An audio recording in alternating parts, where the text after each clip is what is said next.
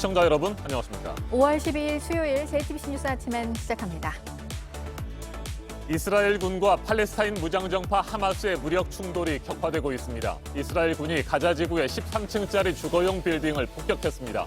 이에 맞서 하마스는 130여 발의 로켓포를 쏘면서 즉각 반격에 나섰습니다. 현지 언론은 최근 이틀 동안의 교전으로 팔레스타인 쪽에서 최소 28명, 이스라엘에서는 3명이 목숨을 잃었다고 보도했습니다. 러시아 카잔의 한 학교에서 벌어진 총격 사건으로 수업 중이던 학생과 교사를 포함해서 9명이 숨지고 20명이 넘게 부상을 입었습니다. 체포된 용의자는 이 학교 졸업생으로 알려졌습니다. 평택항에서 300kg짜리 쇳덩이에 깔려 목숨을 잃은 노동자 고 이선호 씨가 사고를 당하던 순간의 CCTV 영상을 JTBC가 입수했습니다. 이 씨는 안전핀이 빠진 컨테이너 구조물 앞에서 안전관리자 없이 일을 하다가 참변을 당했습니다. 이 씨가 숨지기 한 달 전쯤에도 비슷한 사고를 당할 뻔한 사실도 추가로 확인됐습니다. 도덕성 논란이 불거진 3명의 장관 후보자에 대해 문재인 대통령이 청문 보고서를 보내줄 것을 국회에 다시 요청을 하면서 시한인 오는 금요일까지 여야 논의를 지켜보고 전부나 일부를 임명할 것으로 보입니다. 민주당에서는 송영길 대표와 만난 재선 의원들 일부가 대통령과는 별개로 당 지도부가 결단을 해야 한다는 목소리를 냈습니다.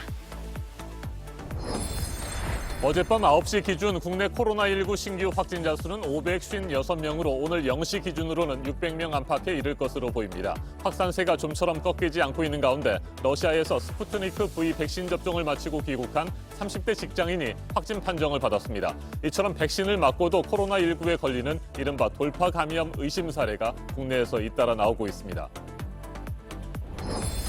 미국에서 파이자 백신을 맞을 수 있는 나이가 만 16세에서 12세까지로도 내려가면서 승인 하루 만에 접종이 시작된 가운데 백신 접종률을 높이기 위해서 접종 장소를 오갈 때 택시를 무료로 제공하는 방안까지 나왔습니다. 뉴욕에서는 지하철과 기차역에서도 백신 접종이 실시가 되는데 관광객들도 맞을 수 있습니다.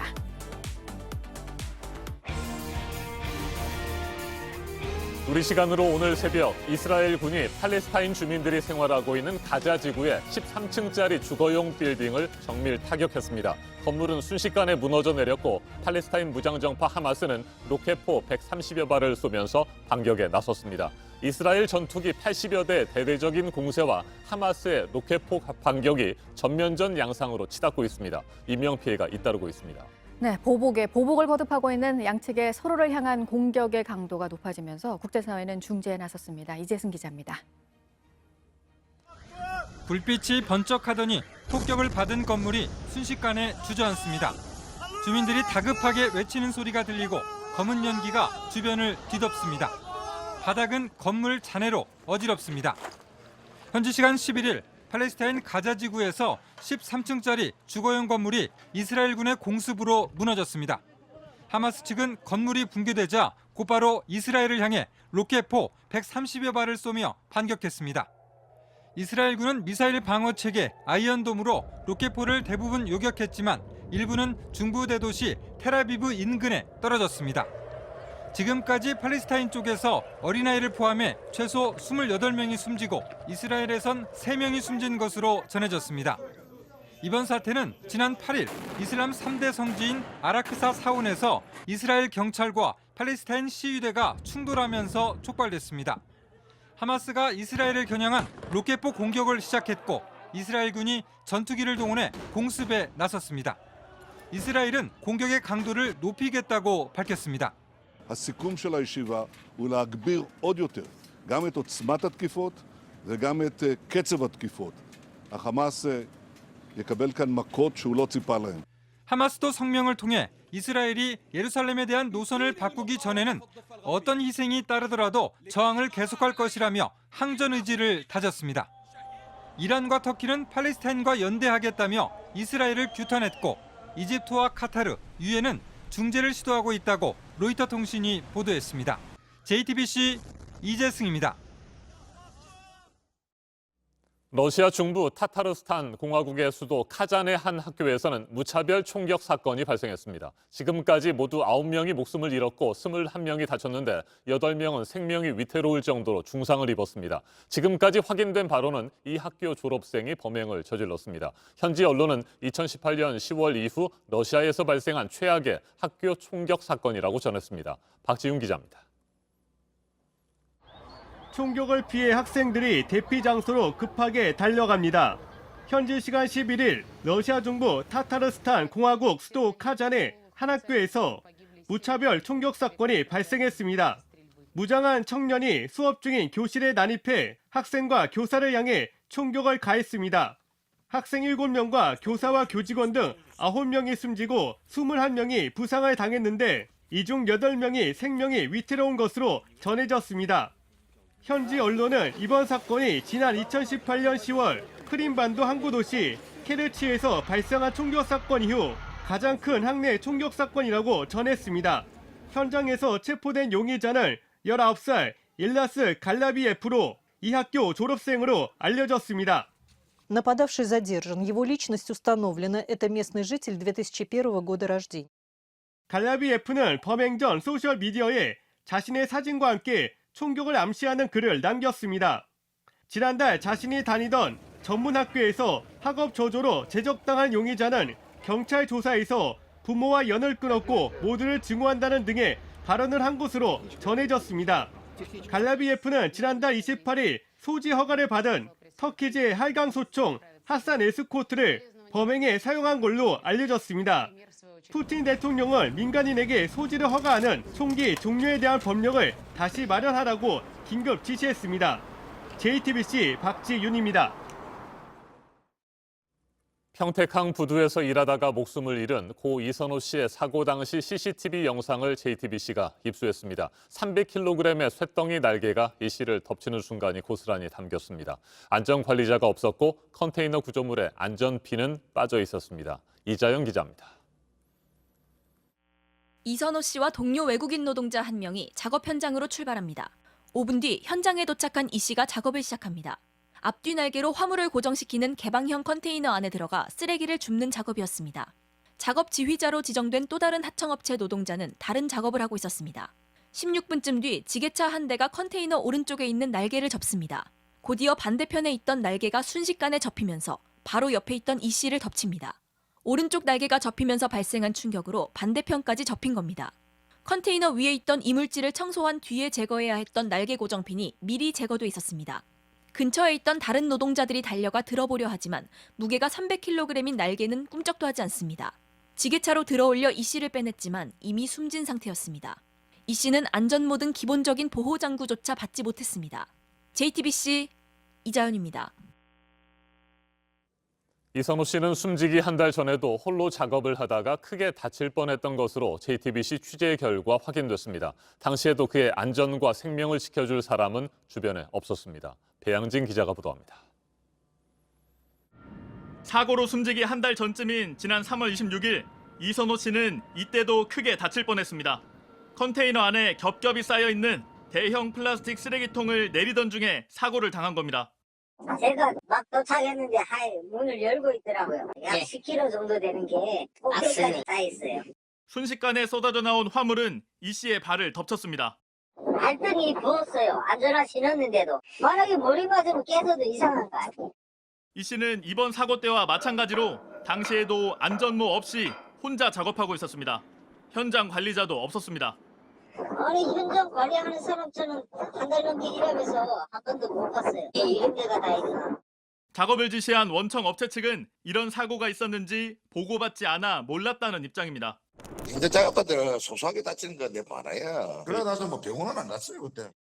전문가들은 이렇게 숨은 사고가 모여 비극적인 대형 사고를 낳았다고 지적합니다.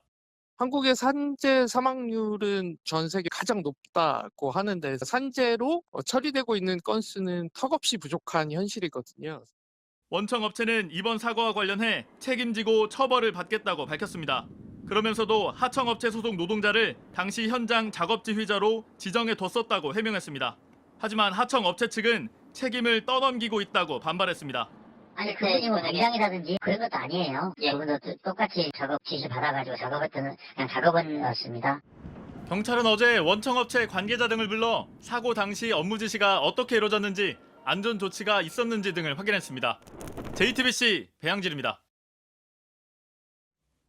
문재인 대통령이 임혜숙 과학기술정보통신부 장관 후보자 등 장관 후보자 3명에 대한 인사청문 경과 보고서를 보내달라고 국회에 다시 요청했습니다. 국민의힘을 비롯한 야당이 부적격 판정을 내리고 청문 보고서 채택을 거부하자 임명을 밀어붙이기 위한 수순이라는 해석도 나옵니다. 일단 청와대는 재송부 시한으로 정한 이번 주 금요일까지 국회 논의를 좀 더 지켜보겠다는 입장인데 공을 넘겨받은 여야는 어제도 큰 입장 차이만 확인했습니다. 박민규 기자입니다.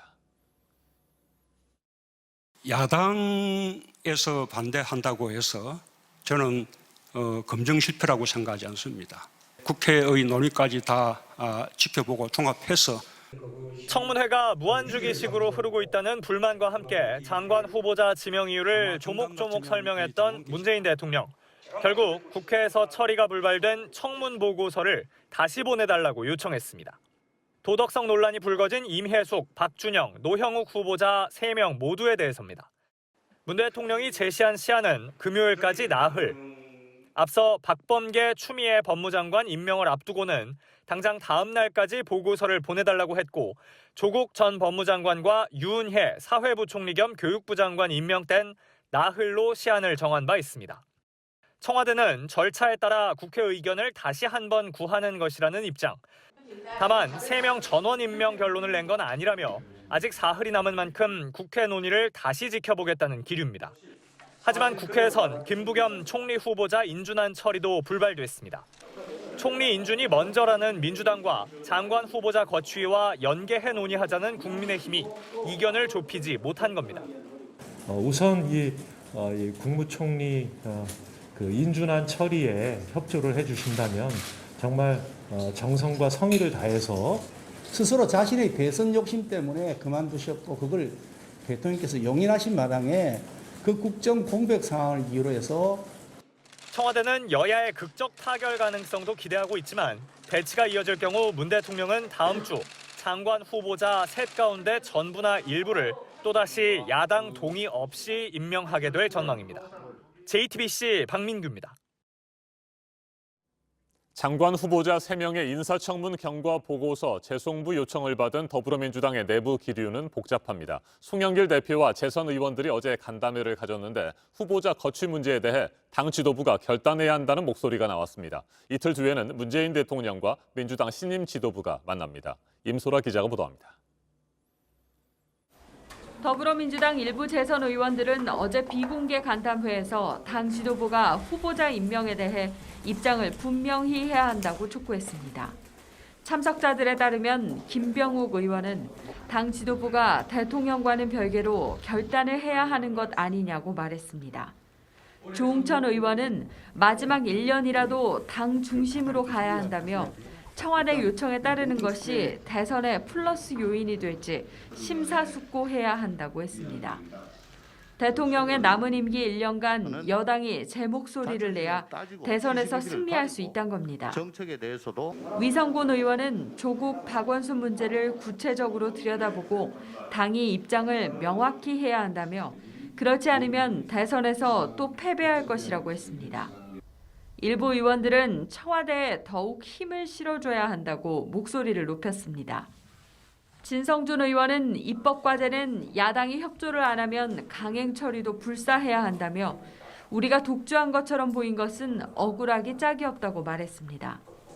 한편 송 대표는 부동산 사태의 원흉이 김 실장이라는 소리가 있을 정도였다며 김상조 전 청와대 정책실장에 대해 내로남불의 극치였다고 꼬집었습니다. 오는 14일에는 문재인 대통령과 신임 여당 지도부가 청와대에서 만납니다. 14일은 문 대통령이 국회에 장관 후보자 인사청문 경과 보고서를 송부해달라고 요청한 시한이기도 합니다. JTBC 임소라입니다. 네, 이번에는 국내외 코로나 상황 보겠습니다. 먼저 국내 신규 확진자 수는 휴일 영향이 사라지면서 오늘 600명대로 발표가 될 것으로 보입니다. 방역당국이 지금 또 눈여겨보고 있는 것 가운데 하나가 돌파 감염이라고 해서요. 백신을 맞고 면역이 생기는 기간이 지났는데도 감염이 되는 건데 이 돌파 감염으로 추정되는 사례들이 국내에 있습니다. 아직 검증 사태를 더 거쳐야 하는데 어떤 백신이든 효과가 100%라고 단언할 수는 없어서 가능성이 있다는 게 당국의 설명입니다. 윤재영 기자입니다. 경남 창원에 사는 30대 A씨는 한 대기업에 다니고 있습니다. 지난 3월부터 이달 초까지 업무 때문에 러시아에 있었습니다. 그 사이 러시아 백신인 스푸트니크 V를 맞았습니다. 그리고 지난 8일 국내로 들어왔습니다. 해외 입국자분이시니까 검사를 받으러 오시라고 항상 연락을 드리거든요. 네네. 그때 확진된 게 나왔고요. A씨가 2차 접종을 한 날짜는 지난달 24일입니다.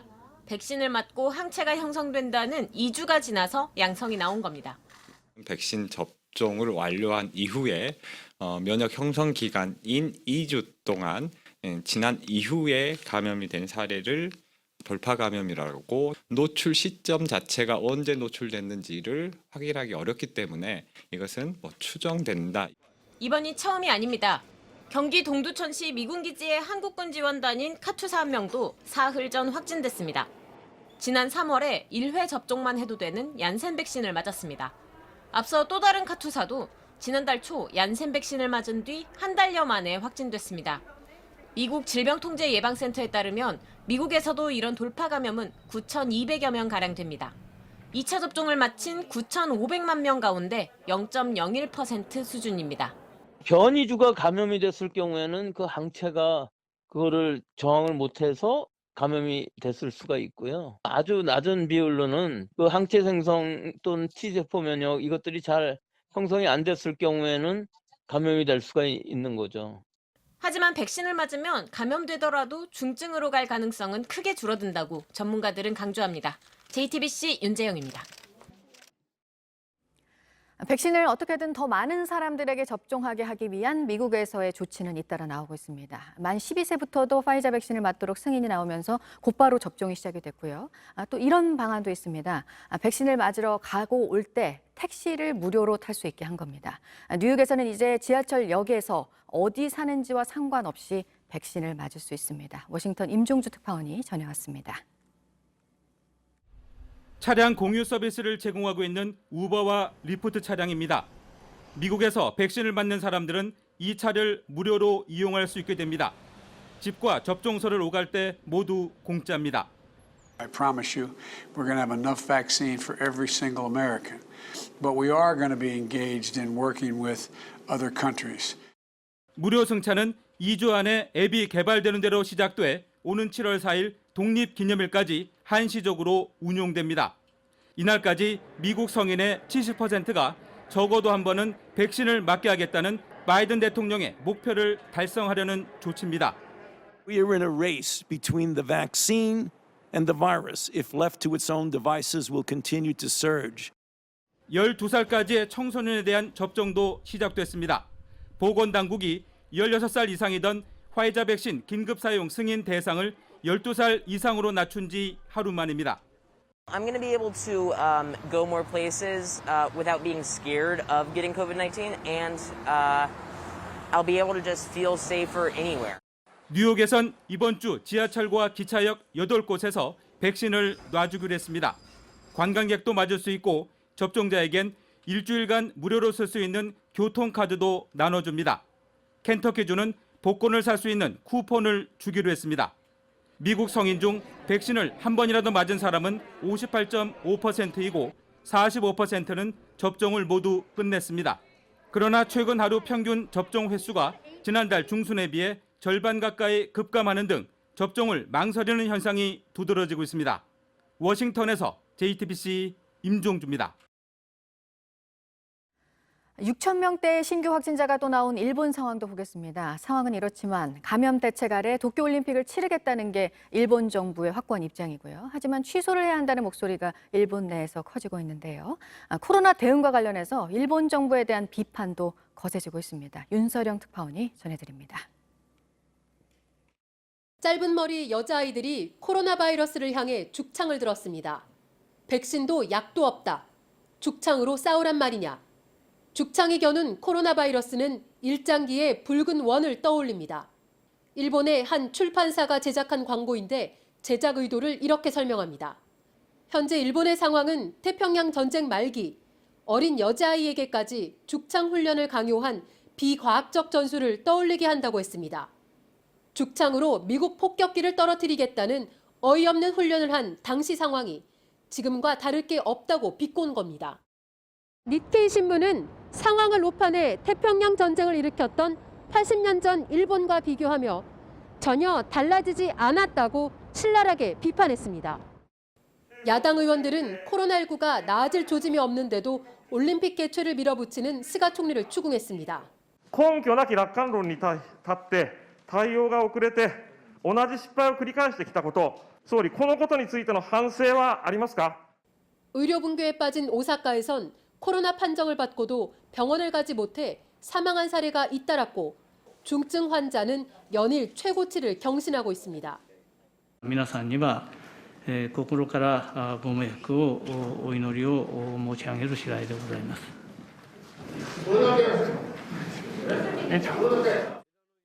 고령자 백신 접종률은 아직 1%도 채우지 못한 상황. 오사카에선 백신 예약이 쇄도해 천엔, 우리 돈으로 약 10,000원을 받고 접수를 대행해주는 업자까지 나왔습니다. 도쿄에서 JTBC 윤서령입니다. 인도는 그야말로 아비규환 상태죠. 인도발 변이 바이러스에 대해서는 세계보건기구가 다른 변이 바이러스보다 전염성이 높다면서 우려 등급으로 분류를 한 상황입니다.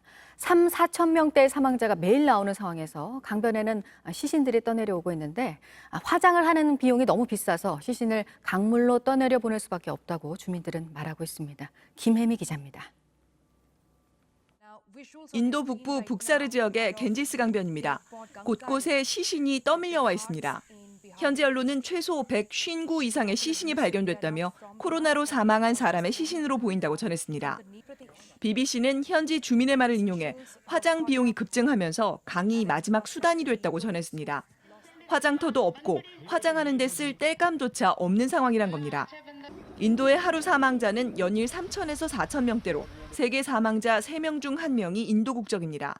그런데도 이슬람 성직자의 장례식에 수만 명이 노마스크로 몰리는 등 안전 불감증은 여전합니다. 국제사회는 인도발 변이에 대한 우려의 목소리를 높이고 있습니다.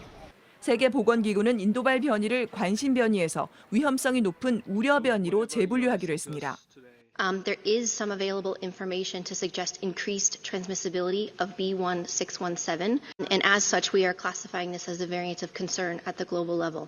앤서니 파우치 미국 백악관 의료고문은 인도 전역에 봉쇄령을 내려야 한다며 모디 총리의 결단을 촉구했습니다. 외교부는 인도의 우리 교민 173명이 확진됐고 이 중 3명이 사망했다고 밝혔습니다. JTBC 김혜미입니다. 이번에는 오늘 아침 체크해봐야 할 뉴스들을 분야별로 살펴보겠습니다. 먼저 정시 분야입니다. 공직자가 직무상 알게 된 정보로 사익을 추구하지 못하도록 하는 공직자 이해충돌 방지법이 어제 국무회의에서 의결됐습니다. 지난 2013년 첫 법안이 발의된 이후 8년 만입니다. 법은 1년 뒤인 내년 5월부터 시행됩니다. 국민의힘이 다음 달 11일 전당대회를 열고 당대표와 최고위원 등 신임 지도부를 선출합니다. 후보자 등록은 오는 22일까지 받습니다. 당대표 선거에 출마할 주자가 10명 안팎으로 예상되는 가운데 구체적인 예비 경선 규칙은 후보자 등록이 끝나면 결정하게 됩니다. 박지원 국가정보원장이 오늘 일본 도쿄에서 열리는 한미일 정보기관장 회의에 참석합니다. 미국 측에서는 에브릴 헤인스 국가정보국 국장이, 일본 측에서는 다키자와 히로아키 내각정보관이 참석합니다. 미국 바이든 대통령 취임 이후 3국의 정보기관장이 직접 만나는 것은 처음입니다. GC 녹십자의 코로나 혈장 치료제에 대해서 조건부 허가를 내리는 게 적절하지 않다고 식약처가 결론을 내렸는데요. 치료 효과를 입증해서 허가를 받기 위해서가 아니라 치료 가능성을 평가받기 위한 방식으로 회사 측에서 초기 임상시험 관련 자료를 냈고 시험군과 대조군의 효과 차이는 전반적으로 관찰이 되지 않았습니다. GC 녹십자 측은 후속 임상은 사실상 진행하지 않겠다는 입장을 밝혔습니다. 경기 화성 동탄 이신도시에 들어서는 아파트 1순위 청약에서 800대 1이 넘는 경쟁률 기록이 나왔습니다. 300여 가구를 모집하는데 24만여 명이 신청을 했습니다. 주변 시세 비해 크게 낮은 분양가로 수요가 몰린 것으로 보입니다. 조현아 전 대한항공 부사장이 한진칼 지분을 추가로 매도를 했는데 경영권 분쟁이 사실상 끝났고 또 상속세를 내기 위한 것으로 보입니다. 지난 3월에 33억 원어치에 이어서 최근 87억 원가량의 현금을 확보했습니다. 계속해서 사회 분야 뉴스입니다. 앞으로는 동물병원에서 반려동물을 치료할 때 중대한 진료의 경우 자세한 설명과 함께 사전 동의를 구하고 진료 비용도 미리 알려야 합니다. 동물 소유자의 알 권리와 진료 선택권을 보장하고 과잉 진료를 막기 위한 수의사법 개정안이 어제 국무회의를 통과했습니다.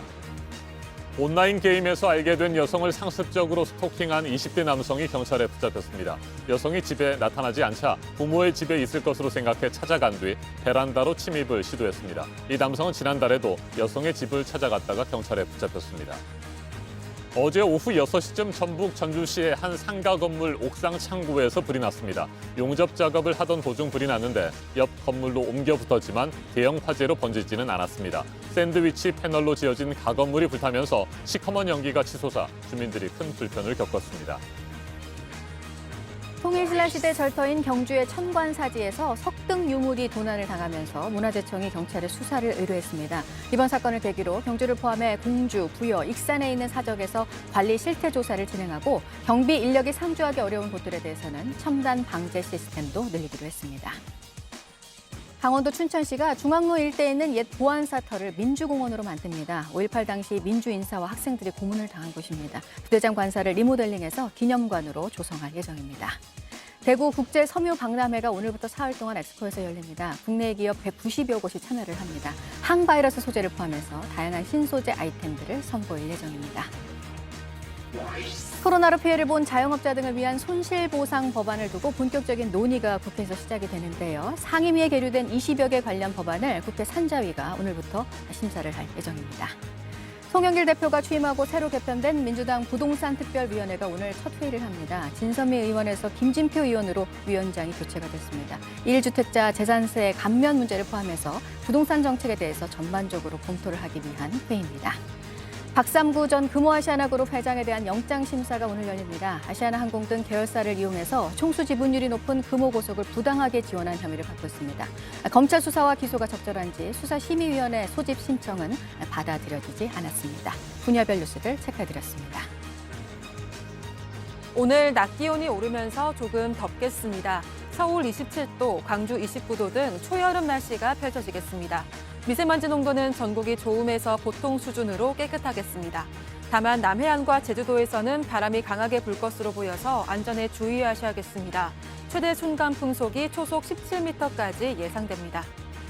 현재 기온은 서울 17도, 청주 15도로 중부지방은 어제보다 2도에서 크게는 12도가량 높습니다. 광주와 부산 16도로 남부지방은 어제보다 조금 낮습니다. 낮 최고 기온은 서울과 대전 27도, 광주 29도, 대구 24도로 대체로 어제보다 2도에서 6도가량 높겠습니다.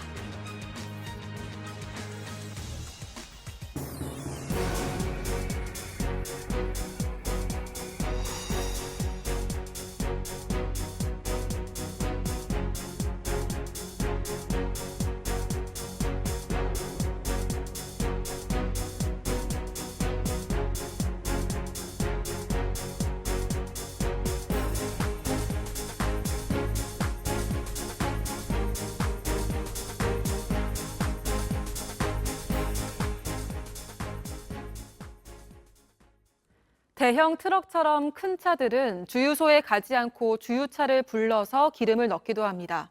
이 주유차에 장비를 개조해 차에 기름을 넣으면서 일부는 다시 주유차로 빼돌리던 업자가 붙잡혔습니다. 값싼 등유를 섞은 가짜 석유를 만든 업체도 단속에 걸렸는데 3시간 동안 무려 210km를 달리는 추격전이 벌어졌습니다. 임지수 기자입니다. 석유를 실은 주유 트럭이 고속도로 갓길을 정신없이 내달립니다. 뒤를 쫓는 건 서울시 특별사법경찰 수사관들입니다.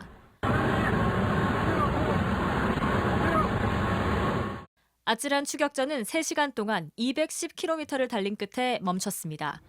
수사관이 트럭 탱크에서 기름을 한 컵 떠서 시약을 떨어뜨리자 보라색으로 변합니다. 등유를 갖다가 경유에 타게 되면은 이 식별제하고 이 발색제가 반응을 해서 보라색으로 변하면은 가짜 석유라는 증거입니다. 저장 탱크엔 경유에 등유가 85% 섞인 가짜 석유 1,500리터가 담겨 있었습니다. 민사단은 이 회사 대표와 직원 1명을 입건해 구체적인 유통 경위를 확인하고 있습니다. 손님 차량에 기름을 넣는 척하면서 일부를 빼돌려온 업자도 덜미를 잡혔습니다. 주유 차량 위로 기름통 뚜껑을 연 뒤 호스를 꽂습니다. 불법 개조된 주유기엔 각도를 미리 조정해둘 수 있는 T자 밸브가 달려 있습니다. 손님 차량으로만 흘러 들어가야 할 기름 중 일부가 주유차로 되돌아가게 만든 겁니다. 지금 나오죠? 지금 나오잖아요. 이 밸브를 올리면 안 나오잖아. 지금 위로 나온다고. 민사단에 잡힌 업체 대표는 65차례에 걸쳐 1,450여 리터를 빼돌린 것으로 조사됐습니다. 주로 500리터 이상 주유하는 대형 차량을 범행 대상으로 삼았습니다. 서울시는 이 불법 업자를 검찰에 넘겼다고 밝혔습니다. JTBC 임지수입니다. 대검찰청이 김학의 전 법무부 차관 불법 출국 금지 수사에 외압을 가했다는 의혹을 받고 있는 이성윤 서울중앙지검장에 대한 기소 의견을 수용했습니다. 조남관 검찰총장 직무대행은 수원지검 수사팀에 이 같은 기소 의견을 수용한 것으로 알려졌습니다. 수원지검 수사팀은 오늘 이 지검장을 재판에 넘겨 불법 출금 의혹과 관련해 이미 기소된 이규원 검사와 차규근 법무부 출입국 본부장 사건과 병합할 계획입니다. 한편 이 지검장은 해당 수사팀이 표적 수사를 하고 있다며 외압 의혹에 대해 반발하고 있습니다. 검찰이 어제 LH 사무실과 송파구 건축사무소 10여 곳을 압수수색했습니다. 서울중앙지검 범죄수익환수부는 건축사무소들이 LH 출신 인사를 영입해 일감을 따내는 과정에서 불법이 있었던 것으로 보고 직접 수사에 착수한 것으로 전해졌습니다. 검찰은 2015년에서 2016년 LH의 경기 화성 동탄 개발 사업에 자격이 안 되는 사무소들이 일감을 수주한 정황을 파헤치는 것으로 알려졌습니다. 숨진 구미 3세 여아의 친모로 밝혀진 성모 씨 측은 유전자 검사 결과 증거에는 동의하지만 그 결과가 출산 사실을 증명하는 것은 아니라고 주장했습니다. 석 씨 변호인은 어제 오후 대구지법에서 열린 2차 공판에서 검찰이 신청한 증거는 동의하지만 입증 취지는 부인한다라고 주장했습니다. 변호인 측은 또 과학적 정보이기 때문에 답답한 심정이라면서도 DNA 검사에 오류가 있을 수 있다는 점을 서면으로 증거 제출하겠다고 강조했습니다.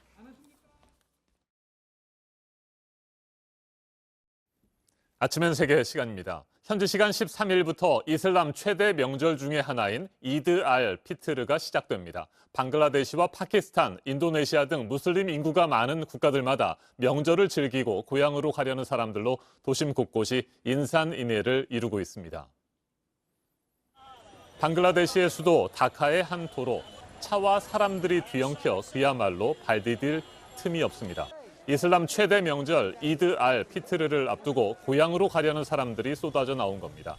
시장도 마찬가지입니다. 명절을 맞아 가족과 이웃들에게 줄 선물을 고르는 사람들로 북적입니다. 코나 턱에 마스크를 걸치거나 아예 쓰지 않은 사람들도 눈에 띕니다. 방글라데시 당국이 코로나19 확산을 막기 위해서 봉쇄령을 내렸지만 소용이 없습니다. 세계에서 무슬림 인구가 가장 많은 인도네시아도 비슷한 상황입니다.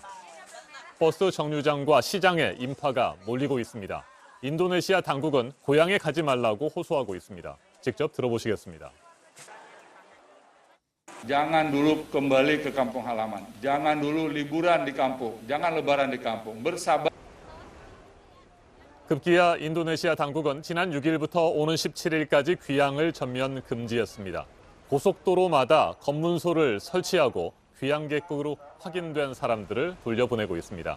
하지만 일부 시민들은 고향에 가기 위해서 출장 명령서나 물자 수송 확인서와 같은 가짜 서류를 만들어 보여주거나 오토바이 등을 이용해 야간에 이동을 하는 방식으로 단속을 피하고 있습니다. 뗏목과 고무보트를 타고 강을 건너서 고향에 가려던 사람들까지 적발됐습니다. 파키스탄도 사정은 마찬가지입니다. 시민들은 최대 명절을 앞두고 당국이 봉쇄령을 내린 것에 대해 강한 불만을 드러내고 있습니다. 들어보시겠습니다. ईद में सारे 4-5 दिन 6 दिन रह गए हैं और लॉकडाउन कर दिया उन्होंने हमारी तो ईदें मर गई हैं ना। 이슬람 무장단체들 역시 이드 기간을 맞아 태도의 변화를 보이고 있습니다. 미군 철수가 본격화되면서 테러가 잇따르고 있는 아프가니스탄에서 탈레반은 이드가 시작되는 13일부터 사흘 동안 휴전을 선포했습니다.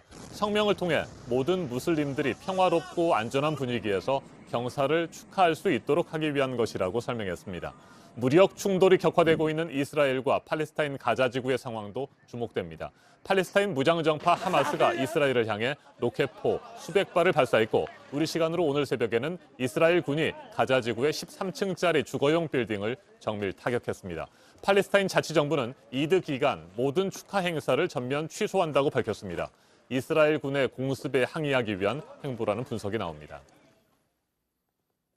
전문가와 좀 더 자세하게 짚어보겠습니다. 성공회대 이슬람문화연구소장을 맡고 있는 이희수 교수 전화로 연결됐습니다. 교수님 안녕하십니까? 네, 안녕하세요. 네, 먼저 이드 알 피트르가 어떤 명절인지 궁금합니다. 우리에게는 매우 생소한데 이슬람의 최대 명절로 꼽히고 있다고요? 네, 한 달간 단식을 합니다.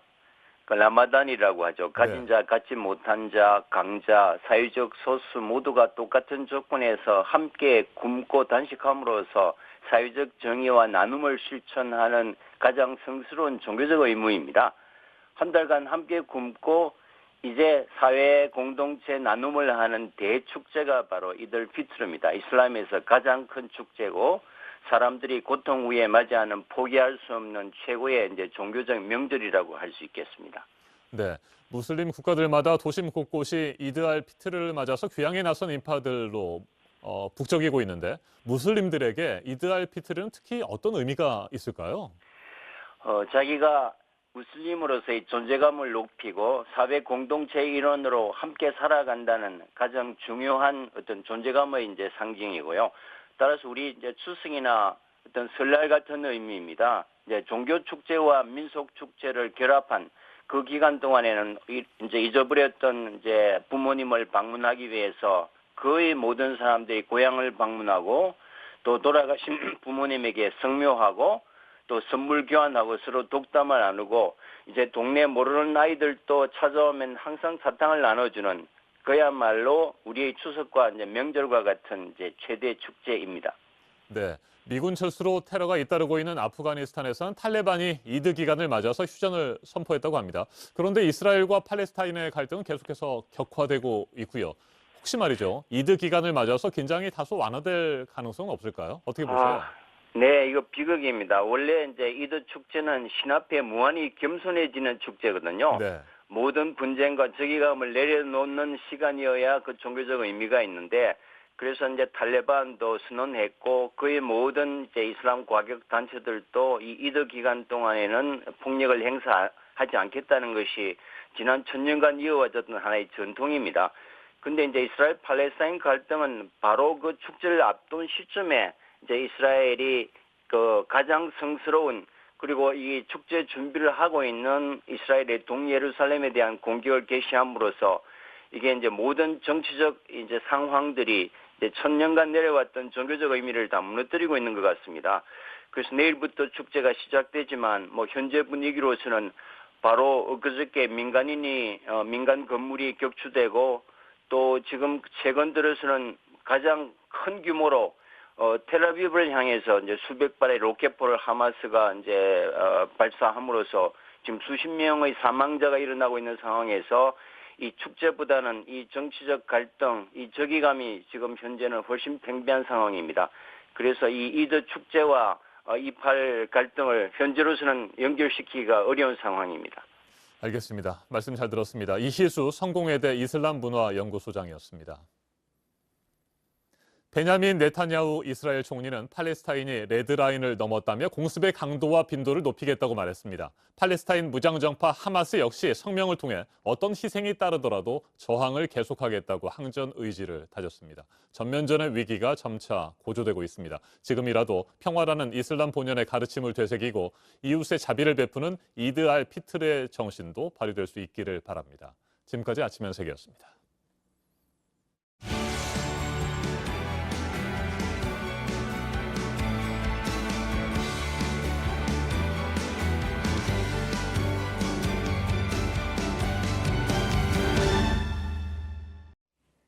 네, 수요일 아침 8시 7분 지나고 있습니다. 영국 최고 권위의 음악 시상식이 오늘 새벽에 열렸습니다. 방탄소년단이 인터내셔널 그룹 부문 후보에 올라서 결과가 어떻게 나올지 더 관심이 집중됐었는데 수상은 하지 못했습니다. 보도국 연결해서 브릿 어워드 소식 들어보도록 하겠습니다.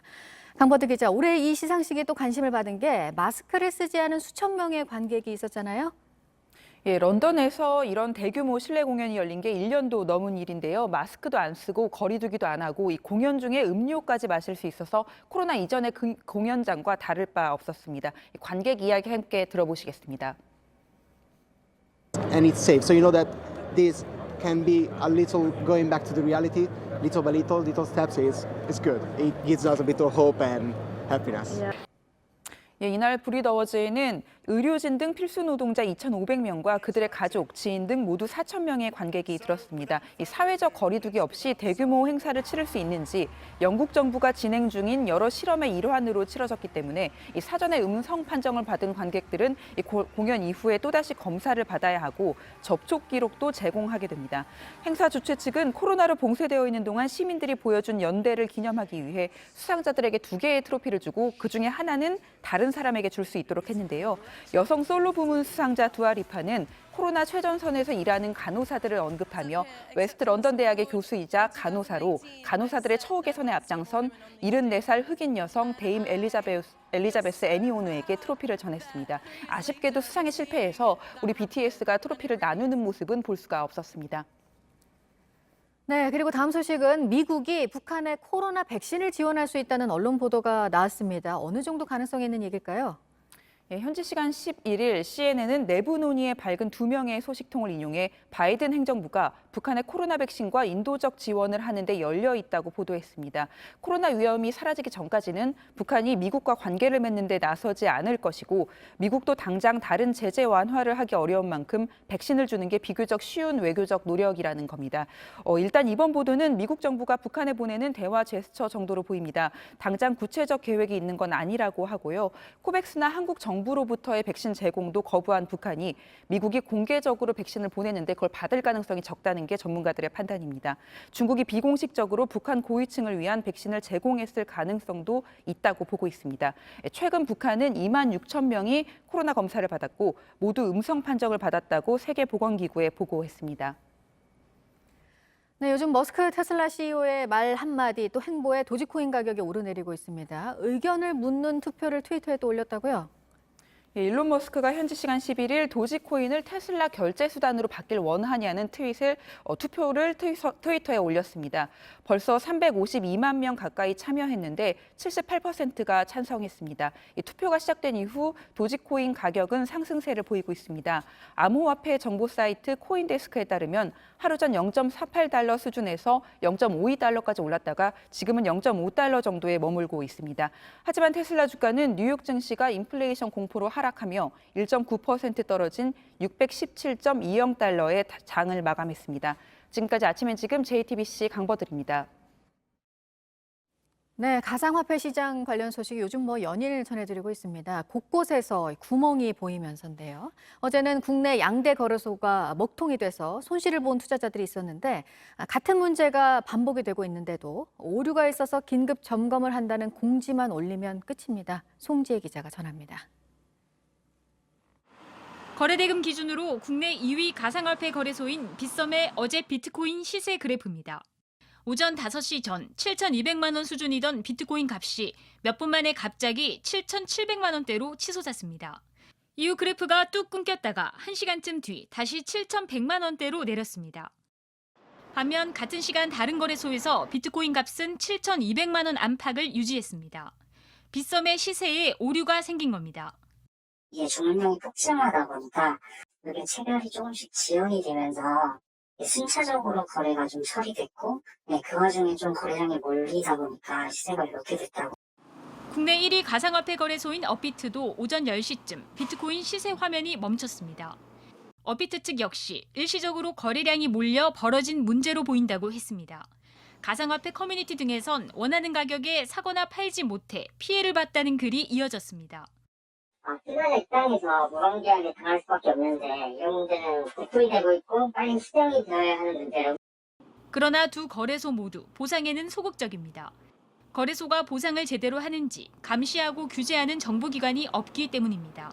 가상화폐가 제도권 밖에 있어 생기는 문제입니다.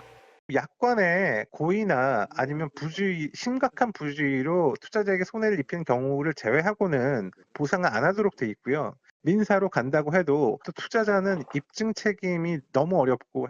빗썸은 과거 비슷한 사례로 보상을 한 적 있느냐는 질문에 수수료 무료 쿠폰을 준 적이 있다고 답했습니다. 업비트 측도 고객마다 상황이 달라 맞춰 대응하고 있다는 입장입니다. JTBC 송지혜입니다. 이 코인과 관련해서는 기준이 없는 만큼 그 뒤에 투기 세력이 있다는 얘기는 잇따라 나오고 있는데요. 20대 국회에서 발의된 법안을 제대로 심사도 안 하던 여야는 이제 부랴부랴 입법에 나서고 있고 금융당국에게 코인은 여전히 남의 일입니다. 이러는 사이 위험한 투자는 이어지고 있습니다. 전다빈 기자입니다. 한때 만배까지 뛰었던 이 코인은 지난해 말 상장 폐지가 됐습니다. 함께 갑자기 사라진 비유명 코인, 이른바 잡코인은 20개가 넘습니다. 모두 국내 중소법인이 발행한 것들이었습니다. 투자자들은 일부 법인들이 거래소와 짜고 실체조차 불분명한 코인을 반짝 띄운 뒤 이익을 챙기고 사라지는 작전을 벌인다고 의심합니다. 말 그대로 그냥 허상이죠. 묵인을 하고 상장해가지고 가격을 띄우고 얘들이 차익을 얻으면서 상장 폐지된 한 코인의 발행 법인을 찾아가 봤습니다. 이곳에서 만난 최모 씨는 국내 코인 법인 4곳에 임원으로 등재됐던 인물입니다. 하지만 아는 건 별로 없습니다.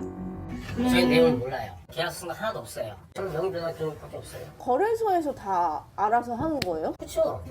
코인 판매부터 수익 챙기기까지 다 거래소가 했단 겁니다. 한 거 하나도 없어요. 코인으로 해서 돈 많은 거 번 것도 없는데 다른 코인들도 보니까 쭉 그렇게 돼 있어. 이것도 얘네가 만든 것 같은데? 하지만 아직 코인에 대한 법령은 전무합니다.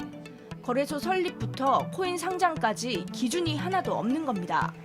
이러다 보니 업계에서도 일부 거래소들이 자기들만 돈을 버는 도박장을 운영하는 셈이라고 말합니다.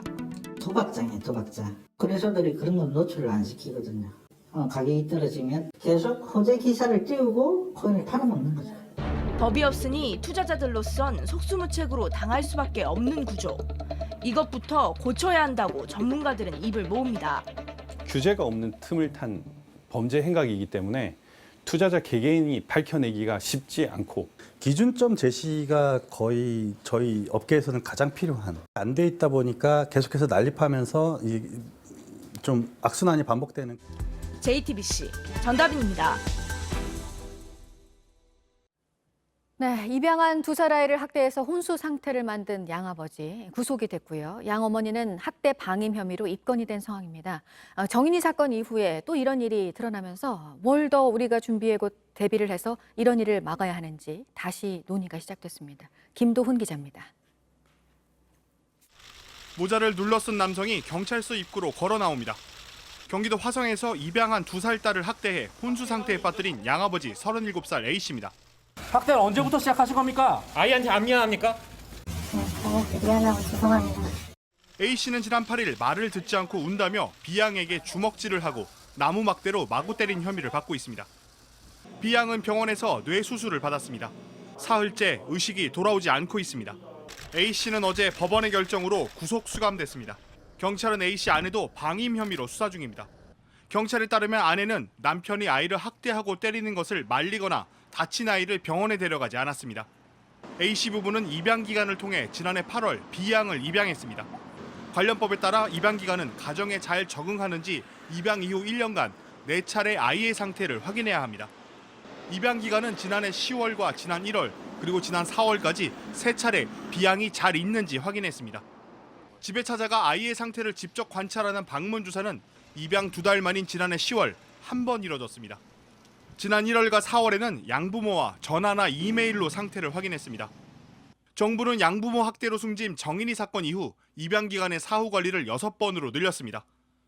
특히 이 중 3번은 반드시 입양 가정에 직접 찾아가고 남은 3번도 양부모와 만나 면담을 하도록 규정을 강화했습니다. 이 규정은 지난 10일부터 적용이 시작돼 혼수 상태가 된 아이는 대상이 아니었습니다. JTBC 김도훈입니다. 어제 5월 11일은 입양의 날이었습니다. 친부모의 양육을 받지 못하는 아이들이 따뜻한 가정에서 자랄 수 있도록 입양 문화를 정착시키기 위한 의미 있는 날입니다. 그런데 입양한 2살 아이를 폭행해 의식불명 상태에 빠뜨린 혐의를 받고 있는 30대 남성이 어제 구속됐습니다. 학대로 인해 뇌수술을 받은 아이는 중환자실에서 의식불명 상태로 계속해서 치료를 받고 있습니다. 공혜정 대한아동학대 방지협회 대표 자리 함께했습니다. 어서 오십시오. 네, 안녕하십니까. 네, 입양한 아이를 가슴으로 낳은 아이라고 하잖아요. 그만큼 큰 사랑으로 아이들을 돌봐야 하고 실제로 많은 입양 부모들이 그렇게 사랑을 베풀면서 아이들을 돌보고 있습니다. 네. 그런데 절대 있어서는 안 될 또 입양 아동 학대 사건이 발생했습니다. 네네. 작년에 정인이 사건이 발생했을 때 많은 분들이 제2의 정인이는 생기지 말아야 된다라고 말씀을 해주셨고 그것을 위해서 노력해온 것으로 알고 있습니다.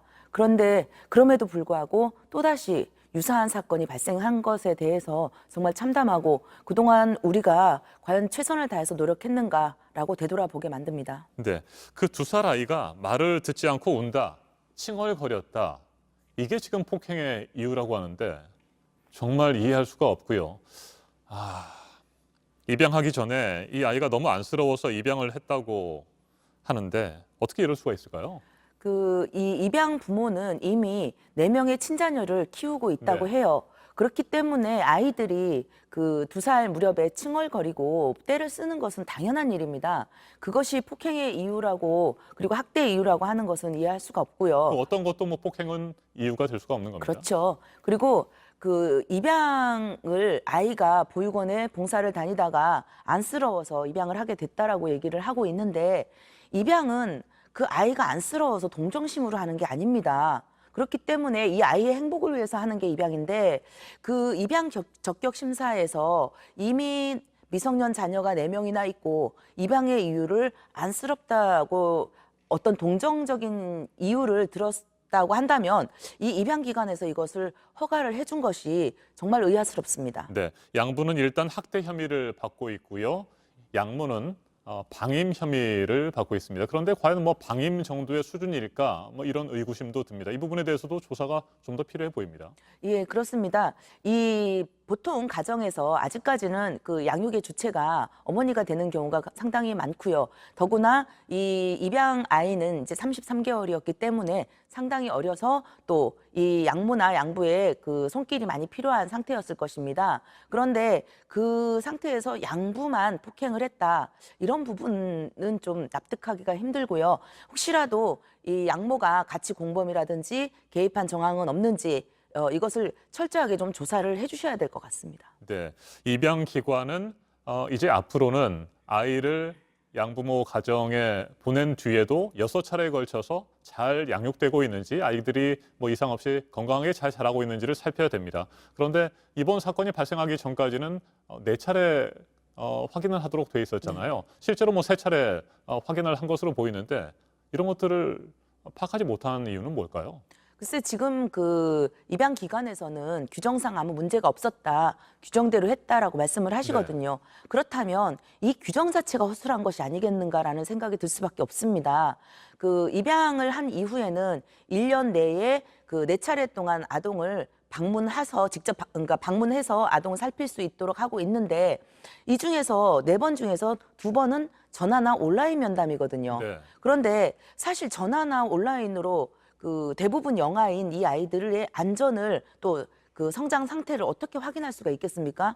그리고 직접 가서 면담을 통해서 아이를 확인한다고 할지라도 사실은 가서 뭐 아이가 상태가 어떤지를 뒤집어 놓고 이렇게 확인할 수 있는 구체적인 매뉴얼이 없습니다. 그렇기 때문에 가정을 방문한다고 하더라도 입양 부모하고 얘기를 나눌 뿐이지 아동에 대해서 어떤 구체적인 그 확인 상태 절차를 거칠 수가 없기 때문에 이 규정 자체가 허술하다고 보입니다. 그래서 앞으로 이제 뭐 6회라고 방문 횟수를 늘렸습니다만은 횟수를 증가시키는 게 중요한 게 아니라 가서 아이를 어떤 식으로 제대로 보살피고 그 확인할 수 있는지 그 구체적인 매뉴얼이라든지 시스템을 보완하는 것이 더 낫다고 생각하고 있습니다. 네, 말씀하신 대로 아이를 입양 가정에 보낸 뒤에도 안전하게 건강하게 잘 자라는지를 정말 제대로 확인할 수 있는 그런 시스템이 필요한 것 같고요. 제가 생각하기에는 아이를 입양하기 전에도 말이죠. 과연 아이를 잘 키울 수 있는지, 입양 자격을 제대로 갖추고 있는지 철저하게 조사를 좀 하고 검증할 필요가 있는데 이 부분도 미흡하지 않은가 싶습니다. 지금 이제 입양 적격 심사라는 게 있습니다. 그래서 뭐 재산 유무 상태라든지 여러 가지를 이제 그 교육을 하거나 아니면은 이제 심사를 하게 되는데요. 저희가 문제를 삼고 있는 것은 이 입양 상담이라든지 적격 심사를 그리고 사후 관리를 입양을 장려하는 이 민간 기관이 맡아서 진행을 한다는 것입니다. 어쨌든 입양을 보내는 것이 목적인 민간 기관이기 때문에 과연 입양 상담이나 심사라든지 사후 관리가 혹시 제대로 진행되고 있는지는 사실 의문이 남고요. 그렇기 때문에 이러한 이제 상담이라든지 심사라든지 사후 관리를 그 입양과 직접적인 그 사업과 관계가 없는 공공기관에서 맡아서 해주시는 것이 오히려 아이의 안전이라든지 제대로 된 입양을 위해서 꼭 필요한 일이라고 생각을 합니다. 네, 앞서 발생했던 정인이 사건, 온 국민의 공분을 샀습니다. 그리고 그 이후에 정인이법이 통과가 돼서 아동을 학대해서 숨지게 한 그런 부모에 대해서는 사형, 무기징역까지 처하도록 강화가 됐습니다. 그런데도 이런 사건들이 계속해서 발생하고 있다고 한다면 뭔가 좀 제도적으로, 법적으로 좀 더 보완이 필요한 것은 없을까? 이것도 궁금한데 어떻게 생각하세요? 정인이법은 사실은 어떤 그 처벌이라든지 사후 대책에 치중이 되어 있는 편입니다. 사실 저희가 아동학대는 예방이 가장 중요하지 않겠습니까? 맞습니다. 물론 처벌이라든지 사후 대책도 필요하겠지만 이런 일이 발생하지 않도록 또는 어떠한 가정에서 아동학대가 발생했을 때 그 아이들을 조기 발굴해서 보호하는 차원의 그러한 예방 시스템이 먼저 갖춰져야 되는데 이런 부분이 상당히 아쉽고요. 그래서 이 아이들에 대해서 그 정부에서 여러분의 관심만이 그 신고만이 아이들의 아동학대를 예방할 수 있다라는 그 말씀을 많이 하세요. 물론 우리의 관심과 신고도 굉장히 중요합니다만은 그런 그 개별적인 행동만으로는 한계가 있습니다. 이 아동학대를 예방하기 위해서는 어쨌든 정부의 의지가 가장 중요하다고 생각을 합니다. 이 아이들을 조기 발굴해서 이 아이들 즉각 분리를 했을 때 이 아이들을 오랫동안 치유하고 보호할 수 있는 시설이 부족하잖아요. 인력이 부족하잖아요. 그렇다면 이 아이들을 보호할 수 있는 게 없기 때문에 즉각 분리를 했다고 치더라도 또 즉각적으로 그 아무런 대책 없이 또 가해 가정으로 돌려보낼 수밖에 없습니다. 그렇기 때문에 이런 부분이 보완되지 않고 국민 개개인한테 어떤 죄책감을 심어주면서 여러분이 신고를 많이 해주세요, 관심을 보여주세요 한다는 것은 정부가 자신들의 책임을 방기하고 있다는 것밖에 되지 않습니다. 그래서 많은 예산을 확보를 하셔서 아이들을 보호하는 데 좀 더 의지를 가지고 임해주셨으면 정말 감사하겠습니다. 네. 정인이를 상습적으로 학대해서 숨지게 한 양부모에 대한 1심 선고는 오는 14일에 내려집니다. 네. 지금도 엄하게 처벌해야 된다 이런 진정서들이 계속해서 들어오고 있다고요? 네, 그렇습니다. 지금 내일 모레면 사실은 이제 1심 선고가 이제 떨어지기 때문에 저희도 사실 밤에 잠이 안 올 정도로 많이 신경이 예민해지고 선고 결과를 기다리고 있는데요.